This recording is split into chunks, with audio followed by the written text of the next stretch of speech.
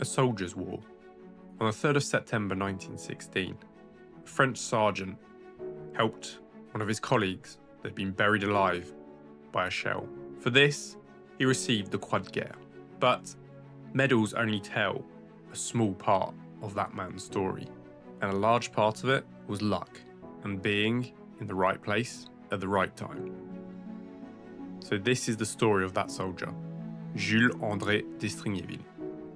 His first piece of luck in 1914 was being a gardien de la paix, working in the French police force in Paris, which meant he wasn't mobilised in 1914 and was only mobilised in August 1915, where he was mobilised to Mamers in central France with the 315 Regiment.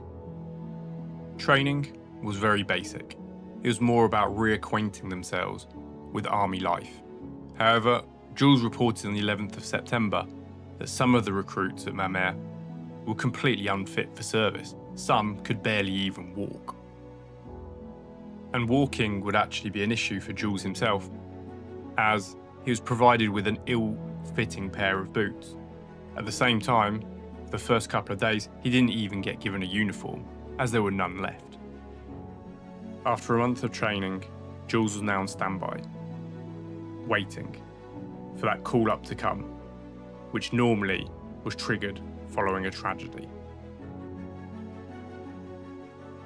We have new orders, and that tonight we need to be dressed and ready to leave at a moment's notice.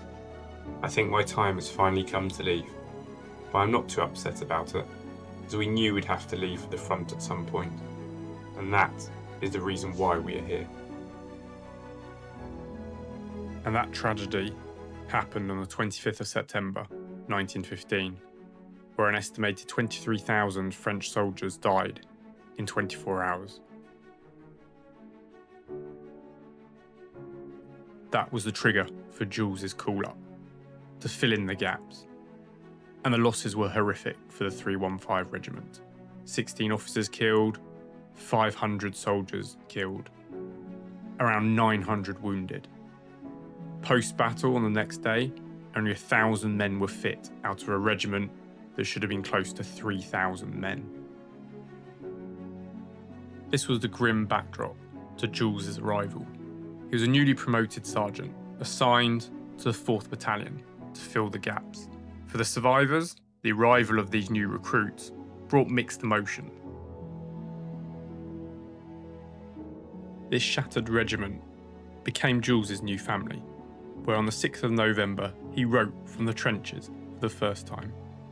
I cannot tell you what we're doing because my letters will not arrive, but I'll be able to tell you everything when we meet again, far from all the dangers. There at last we'll be happy. I am writing this letter in the trenches. 75s are passing overhead, and I can hear them whistling through the air. The Boche are not responding. This was the first of hundreds of letters and postcards he would write during the war. At this point, you're probably now wondering, where did he go? What did he see? What was his war like? Well, let's dig into it, literally. Here's his first photo from the trenches, from October 1915. Here in Auberive, he'd spend the rest of the month getting used to life in the trenches. Once the danger has passed, we all get together laughing at our misfortune. However, once the shells and bullets begin whistling overhead, everyone becomes serious.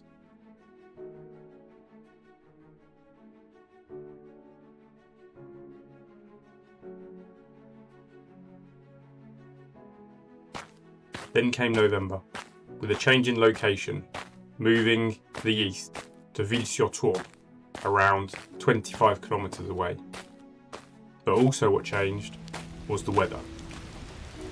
We have just arrived. I can't take any more. We're soaked to the bone. We have no dry clothes to change into. I'm absolutely freezing. The cold was one thing, but the worst above all was the mud. This nightmare continued all the way into December. Water is lying on the top of the frozen ground. The tops of the trenches are collapsing. From head to toe, we are nothing but mud. With such conditions, depression started to set in.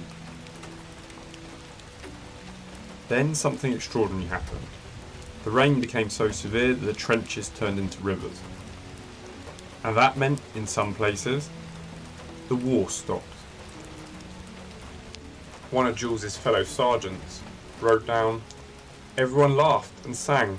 There was an exchange of bread, bacon, cigarettes, and cigars."